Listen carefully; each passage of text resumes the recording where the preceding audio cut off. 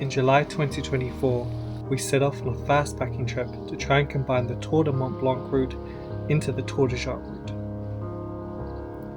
We set off from Chamonix and we followed the UTMB course. We followed this all the way until Courmayeur, where we took a shortcut, missing out one of the descents and climbs. From there we'll travel all the way around the outside of the Valley d'Aosta, following the Tor des Géants course, before rejoining again and continuing with the UTMB course back to Chamonix. We would try and do this in 11 days.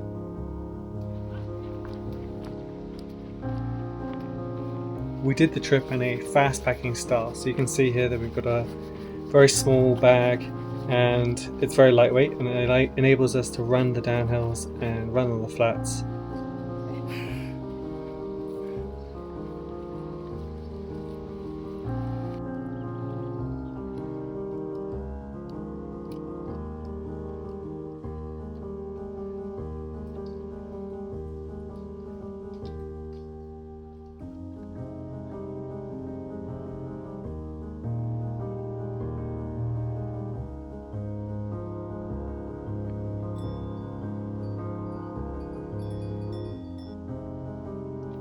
We're 2 or 3 hours into the first day now, and we're already taking our first deviation away from the Tor de Mont Blanc route.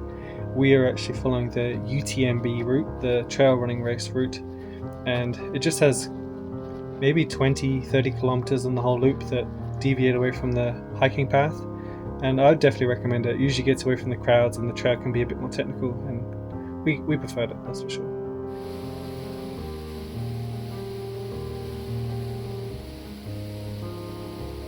We come from New Zealand, so we're usually used to carrying our own food into the trips and not having any shops and finding our own water.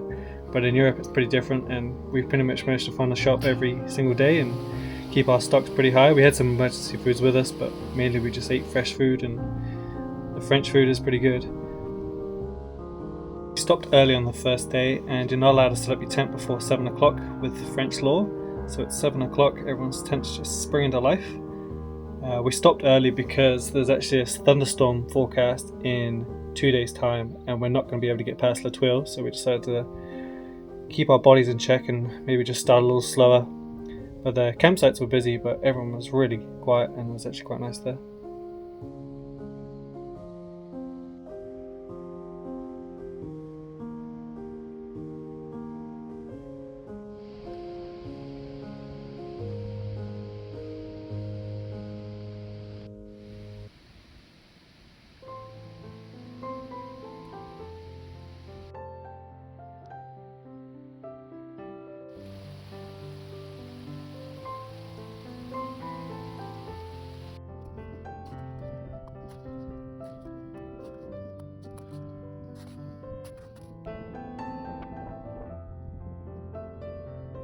The wildlife of the trip, and you can see a couple of rock ptarmigan on the snow there, and then in the exact same shot off in the distance is an ibex right on the ridgeline.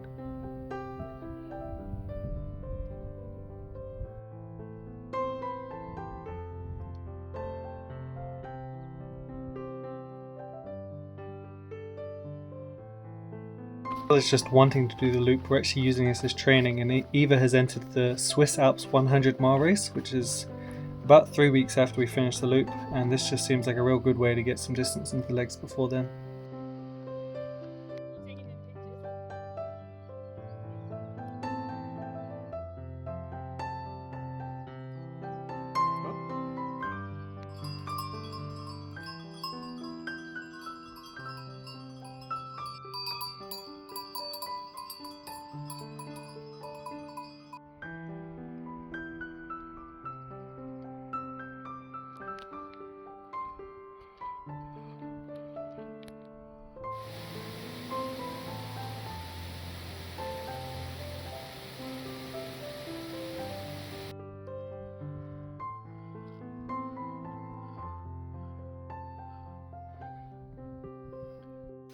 As you can see from this, we're here in springtime. There's lots of flowers and it's really beautiful.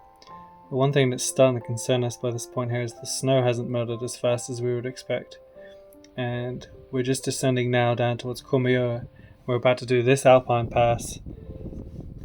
And at this point we don't know if we're going to make it up through, but luckily we managed to kick a few steps into the lower gradient snow and then actually sneak around the snow and the steeper stuff.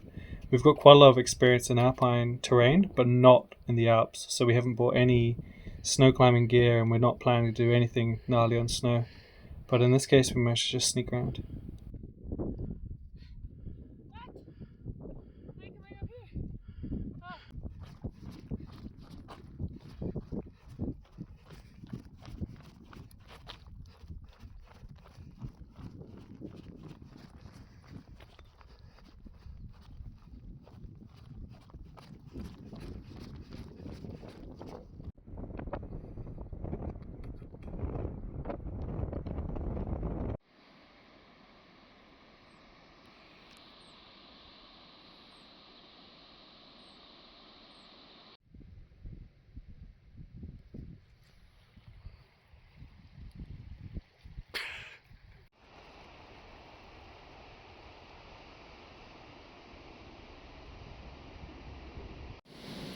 And the forecasted rain definitely came on day 3, and we felt like we made a good decision just to have a rest day and enjoy some of La Tuile. We've been here a few times before mountain biking, but never actually walked into La Tuile before.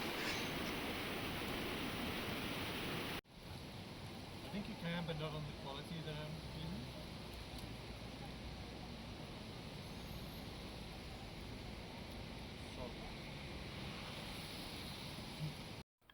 And the most crazy thing is we even met friends that I went to university with that just so happened to be in the same town at the same time as us. So we had dinner with them, a day of rest, and then the next day we were back to beautiful Bluebird. And it stayed like that for the rest of the week.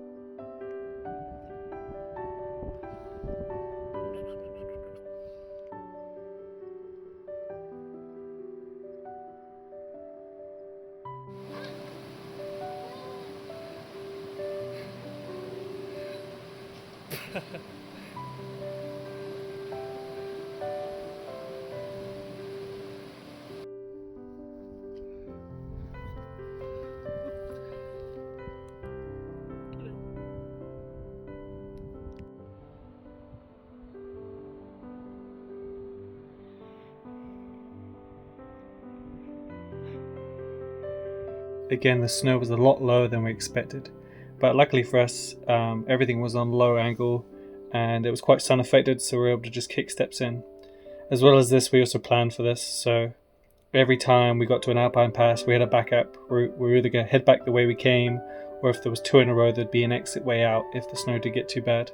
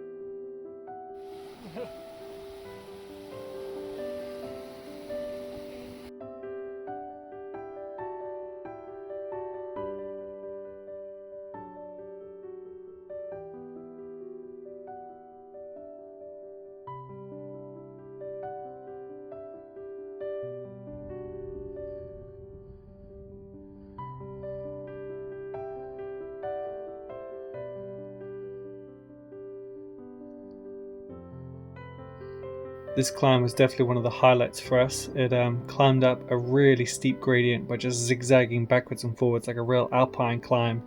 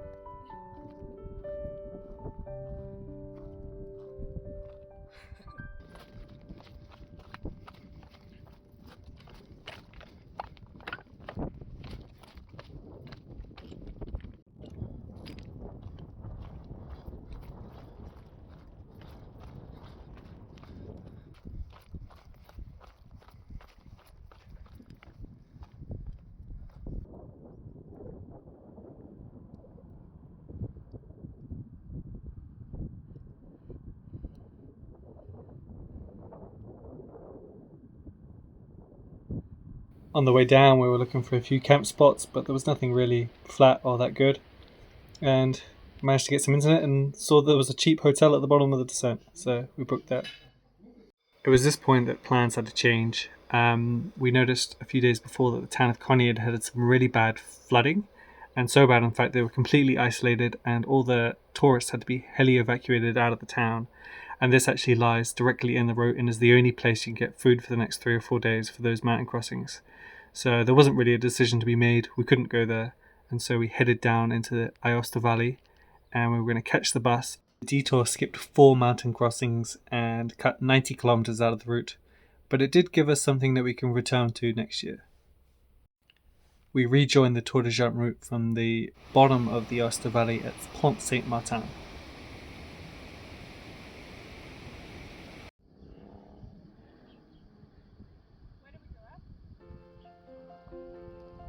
Up here somewhere through the...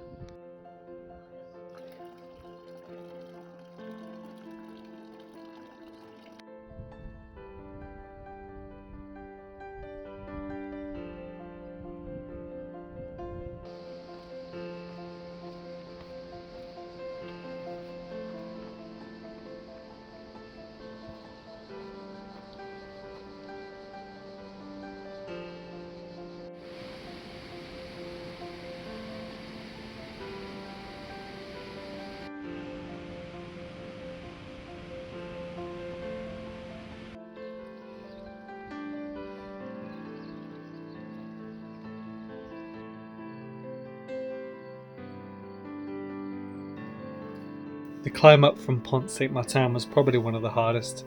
It's nearly 2,000 meters of climbing. It's really steep, really hot, and really long. But luckily we were greeted by this lovely little camp spot at the top, nice little flat area. The temperatures were much cooler up here and we had a really nice night's sleep here.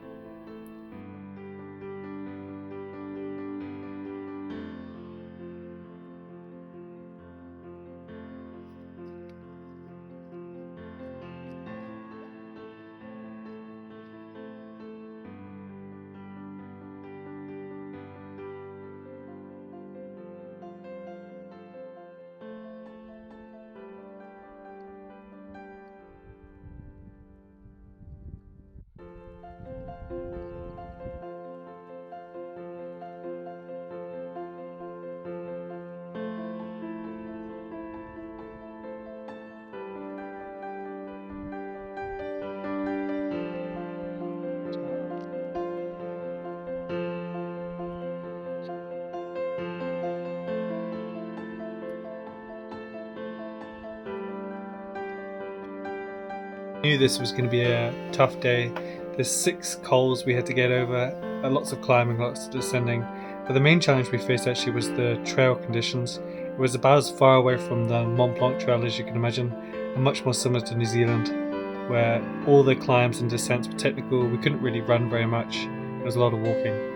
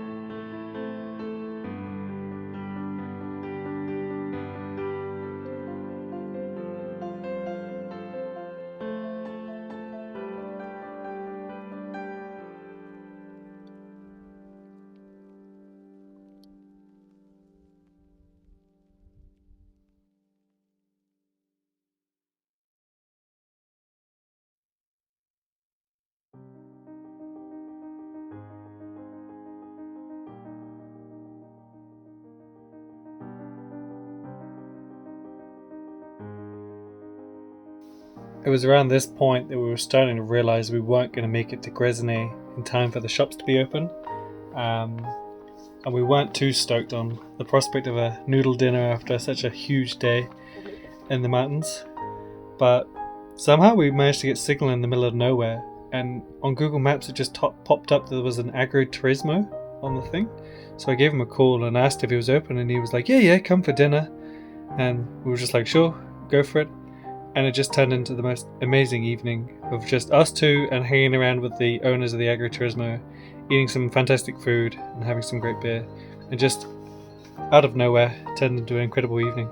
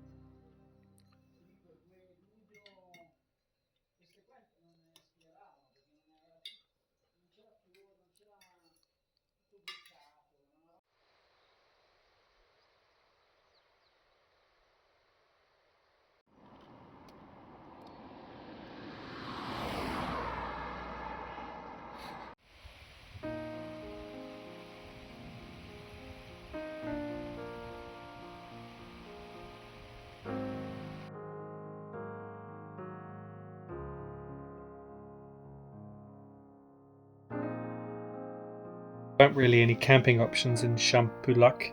So as we were descending, we whipped out booking.com again and had another last second hotel deal, and then just enjoyed the town and had some rest and recovery.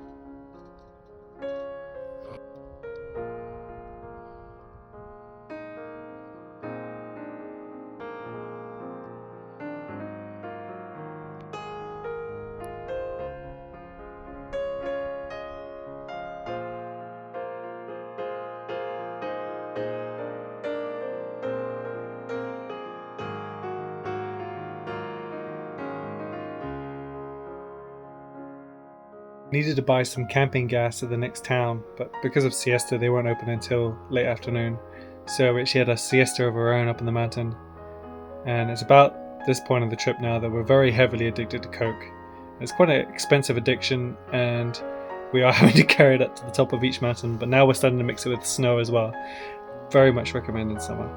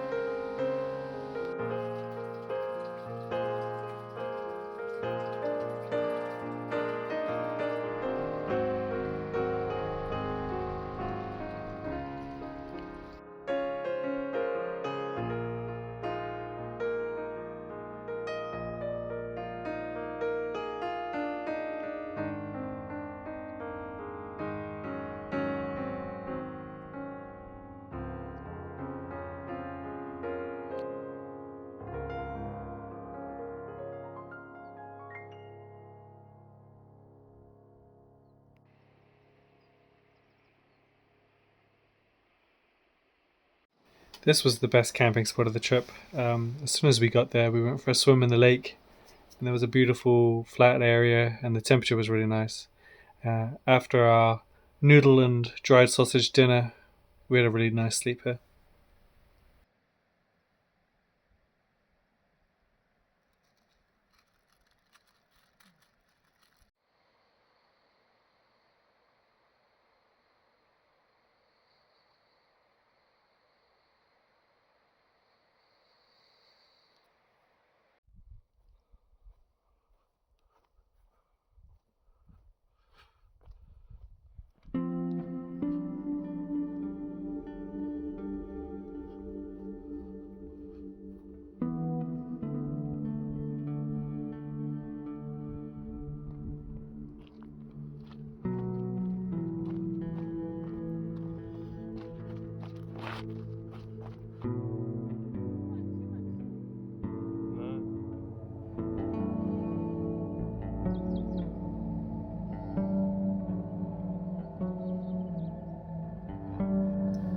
this was my low point of the trip in terms of energy wise.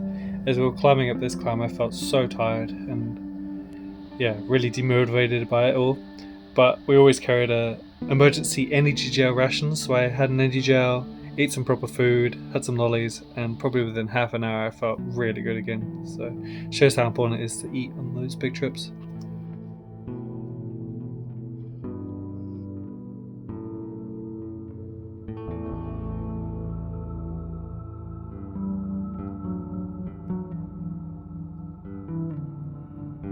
We had a really long descent down from this col. It must have been 1500, 1600 meters, and it was actually the first injury we started to feel, and Eva had a pain in her foot that we were slightly worried about. So we actually decided to shorten the day after. We skipped a mountain and we just walked the road route to our next town where we could get some supplies. I don't know how you pronounce this name, but we called it E-Troubles because it turned out to be trouble. This was the campsite, which they called the tent garden, which turned out to be just the only non-flat piece of ground at the campsite. And then I managed to contract some sort of virus, and I was violently sick for 12 hours and very, very weak for the next 4 or 5 days afterwards. And then Eva subsequently caught the same virus. So that pretty much brought an end to our current fastpacking trip. And we took the bus back down into the valley and we rested for a week. And then 7 days later again, we restarted again in Courmayeur. We couldn't get back to that same place because it was a real pain to line up all the buses. But we started back in Courmayeur to try and finish the Mont Blanc loop.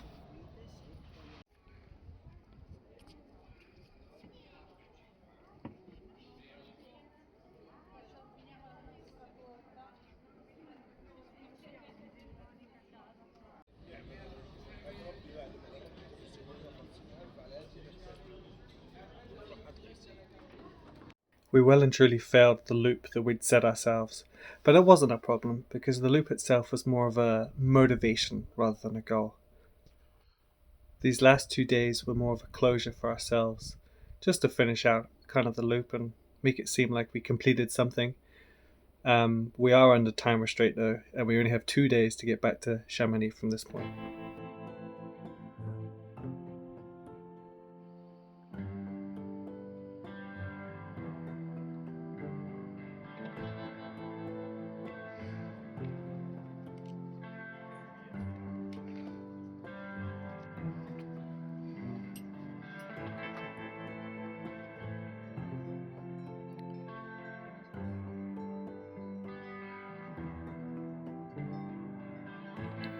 By this point, I'm mostly recovered from the illness. I'm running at about 95%, but Eva, especially on the climbs, is really struggling with the fatigue from the sickness. And I think the first half of the day, this is up Grand Col Ferret, really took a toll on her.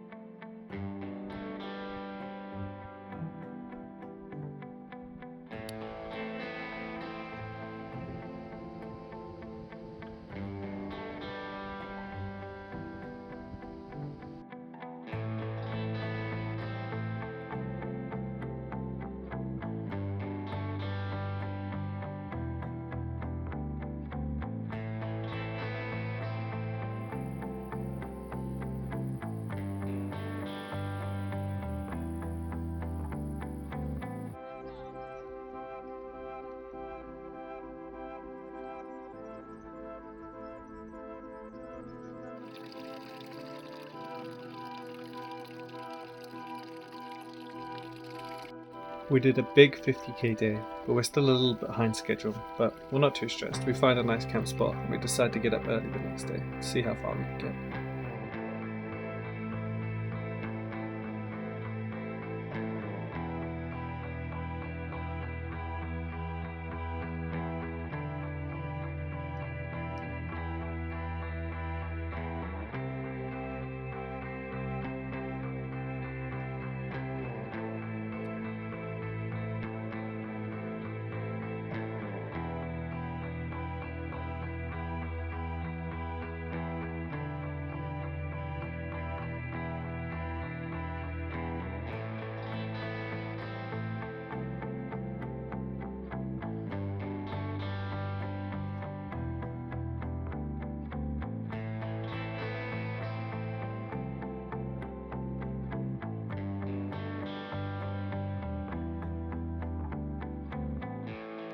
As we drop into Vallecine, we know we've run out of time and we have to get back to Chamonix.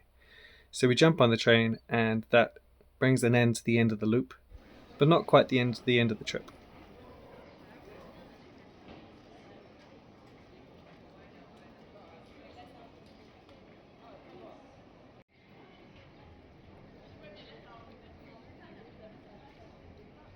Two weeks later, and we're in Switzerland, and Eve is going to run a 100-mile race with 10,000 meters of climbing.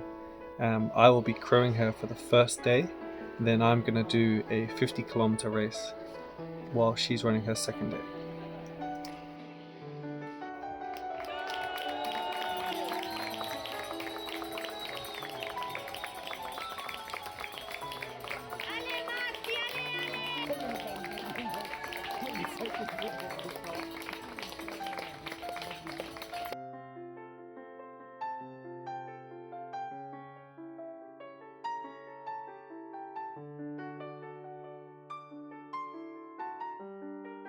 She didn't have the best start and felt quite dizzy and nauseous at the first climb, but things would soon turn around for the better.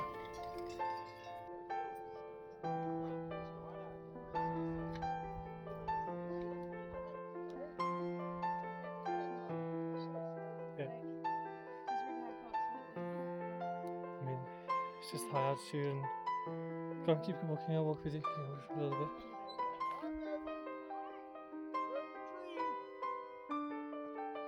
See you in 2 hours, 3 hours.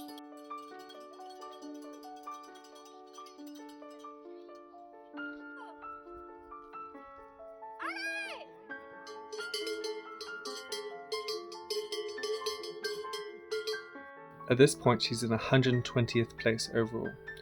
But during the night, she really starts to find her rhythm, and she'll work her way all the way up to 40th place by the next day.